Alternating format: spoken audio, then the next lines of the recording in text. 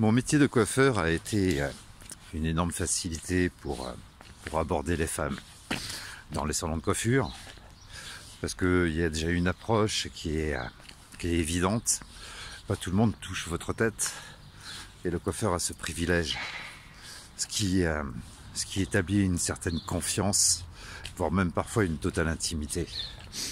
Au début de mon métier, j'en ai un petit peu trop profité, et bien évidemment on ne peut pas se marier avec toutes, donc je perdais ma clientèle.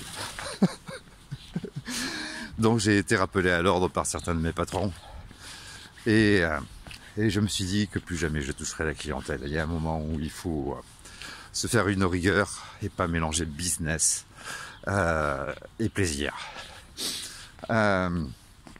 Joindre l'utile à l'agréable n'est pas toujours une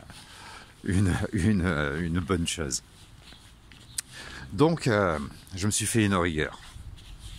J'ai eu la chance au long de ma carrière d'accéder à de travailler pour des salons de coiffure extrêmement prestigieux et d'avoir des formations dignes des plus grands coiffeurs. Ce qui ne veut pas dire que je m'identifie comme un grand coiffeur, aucunement. Mais j'ai eu ces formations. À Marseille, là où je suis né, où j'ai exercé la plus longue période de mon activité professionnelle,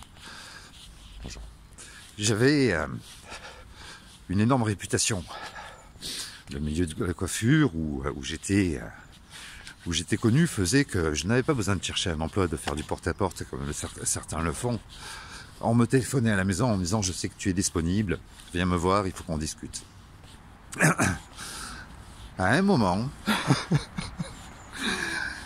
je décide, j'étais au chômage, je m'étais un petit peu arrêté. Je décide de répondre à une annonce, Jack Holtz. Je crois que c'était à la rue Paradis, ou en tout cas dans le centre-ville de Marseille. Alors rue Paradis ou une rue perpendiculaire, la rue de Rome peut-être. Je rentre dans le salon de coiffure. Et rien que de rentrer dans le salon de coiffure, je me suis dit, je vais pas rester. Le salon des angoisses, un long couloir, quelque chose d'hyper étouffant, un plafond bas parce qu'il y avait une mezzanine avec certainement le bureau de la direction. Le bureau de la réalisation, c'est pas certainement, il y avait le bureau de la direction. Et donc je me suis dit, je reste pas. J'ai failli faire demi-tour. Et à ce moment-là, une magnifique vietnamienne vient à mon accueil. Monsieur, elle était juste magnifique. Je crois de mémoire qu'elle s'appelait Carole, mais je n'en suis pas sûr. Dessinée par un véritable artiste. Une très belle femme. Et tous les détails étaient magnifiquement dessinés. Et là, je décide de faire mon essai. Je suis donc invité à monter dans la mezzanine par la direction. Et puis, j'obtiens un rendez-vous pour faire un essai. Une journée se passe. Une deuxième journée se passe. À l'époque, je vivais avec une jeune femme. Et une jeune femme avec qui je vivais, mais la seule chose qu'on partageait, c'était une adresse postale. Nous étions... Il y a un moment où dans les couples, il n'y a plus vraiment de relation. Il n'y a plus aucun intérêt à vivre ensemble. Mais on partage la même adresse postale, donc on se retrouve le soir. Je me retrouve donc avec ma compagne de l'époque. Et elle était apprentie coiffeuse. Et donc, elle rentrait de l'école. Et là, elle me dit, dis-moi hier, tu n'as pas été dans un salon de coiffure te présenter pour une place? Je dis ouais. Et elle me dit, tu as discuté avec l'apprenti? Et je dis ouais. Elle me dit, c'est ma copine. Elle m'a parlé de toi. Elle me dit, hier, j'ai vu rentrer un beau gosse. Sans aucune prétention, mais c'est ce qu'elles se sont dit entre nanas. Elle a décrit le gars. Et l'autre, elle a dit, ouais, c'est mon mec. Quand on n'a pas de chance, on n'a pas de chance. Mais ceci dit, dans toutes mes relations de couple, je t'ai toujours été expliqué quand j'étais jeune. Après, on change, on prend de la maturité en principe. C'est pas, on a tous été jeunes et cons, mais c'est pas en restant cons qu'on reste jeune. Et puis il y a aussi l'endurance qui fait qu'on finit par s'épuiser et changer un petit peu de mentalité. Dans toutes mes relations de couple, je n'ai jamais menti. J'ai toujours expliqué aux femmes que j'ai pu rencontrer, avec qui j'avais l'intention d'avoir une relation un peu plus longue, que je n'étais pas capable de leur promettre fidélité. Faire une promesse, c'est être sûr de pouvoir la tenir. Et je n'ai jamais fait de promesse que je ne peux pas être sûr de tenir. Donc je leur ai expliqué que je ne pouvais pas promettre fidélité parce que je n'avais pas le courage. Certains mecs diraient je n'ai pas les couilles. De dire non à une jeune femme qui a les seins qui vous regardent droit dans les yeux, qui vous dit j'ai envie de te faire une fellation. Je ne suis pas capable de dire non. Enfin en tout cas à l'époque je ne l'étais pas. J'ai été très fier de moi quand j'ai su dire non. Quelle preuve de courage. Et donc je leur ai expliqué ça. Et puis je leur ai expliqué aussi que la tromperie n'est pas si grave au sein d'un couple. Après tout, c'est qu'une activité physique si on regarde bien. Et quelque part, si ça peut participer à l'épanouissement de la personne que vous aimez, eh bien j'ai envie de dire, quoi de mieux que de savoir que la personne que vous aimez, avec qui vous partagez de grands moments, est heureuse. Je pense que ce qu'il y a d'important et de grave dans un couple, ce qu'il y a de plus grave dans un couple, c'est le mensonge. Ça, c'est de la trahison. La deuxième chose la plus importante, c'est bien évidemment de ne pas ramener de maladie à la maison. Ça serait un manque de respect. Donc je me suis appliqué à ça et toutes les femmes avec qui j'ai pu vivre ont accepté ma façon d'être et ma façon de voir les choses. Bien sûr, j'ai changé. Aujourd'hui, bien sûr, je ne cherche plus à faire ce que je cherchais avant, à afficher un tableau de chasse comme le font avec une certaine médiocrité beaucoup d'hommes. Et j'ai fait partie de cela. Je préfère avoir une belle relation et me contenter d'une seule relation. À une période de ma vie, il y a des mecs qui vont dire waouh, t'as beaucoup de chance. Non.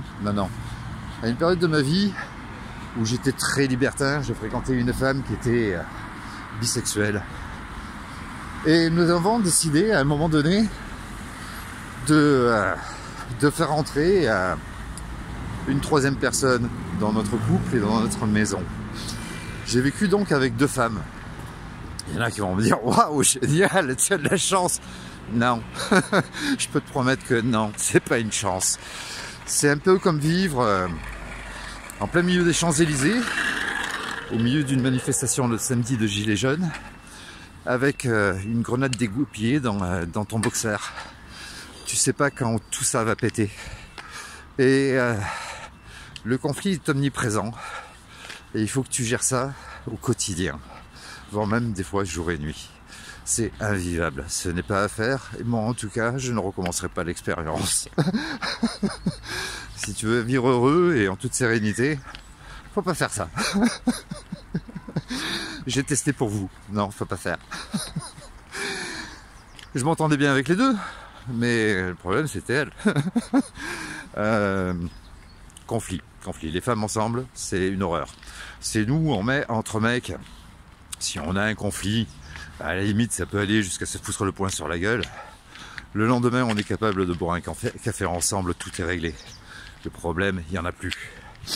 Et mes plus belles amitiés ont commencé par un conflit, voire même par des bagarres. Et c'est devenu après mes meilleurs amis. Chez les femmes, et j'ai vécu 34 ans dans des salons de coiffure, chez les femmes, la façon de voir les conflits est tout autre. Un conflit, ça dure 3 mois. Et quand vous vivez avec deux femmes, je me passe de commentaires. Tout ça n'est pas pour vous raconter ma vie sexuelle, mais pour vous raconter mes expériences qui ne sont surtout pas à reproduire. Aujourd'hui, je suis célibataire. C'est plus serein. Être célibataire, c'est un choix. C'est pas le mien. Mais ça se passe bien. Pas de dispute. Je rentre à l'heure que je veux. Si j'ai envie de manger une pizza, je mange une pizza. Si j'ai envie de sortir, je sors. Quand j'ai envie de rentrer, je rentre. Si j'ai envie de faire l'amour, je mange une pizza. Mais tout se passe bien avec moi. De temps en temps, ouais, non, je me supporte plus. J'en ai marre de moi. Mais dans l'ensemble, ça se passe avec beaucoup de sagesse. Et puis, aujourd'hui, la vie compliquée, la vie de couple est tellement compliquée. Dans ce monde de consommation où il faut trouver la personne qui va s'entendre parfaitement intellectuellement avec vous. Il va falloir trouver une belle relation et de la complicité dans l'intellect, dans la sexualité, qui est extrêmement importante au sein d'un couple, dans peut-être les loisirs, on se doit d'être à la fois le mari, l'amant, le frère, le père, le protecteur, ça devient hyper compliqué. Et notre société qui est complètement délabrée, où il y a de moins en moins d'humanité, eh bien, fait qu'on a du mal de trouver ces gens-là. Il y a l'ingénierie sociale qui a fait son travail, et on se trouve face à... je suis quelque part désespéré de retrouver un jour une femme qui me corresponde. Ça devient de plus en plus compliqué, et quelque part, ça me préoccupe pas plus que ça. Là, il y a autre chose dans la vie. J'ai eu consommé dans ma jeunesse, j'ai bien consommé, j'ai eu une très belle vie. Et puis, qui vivra verra. Salut les amis.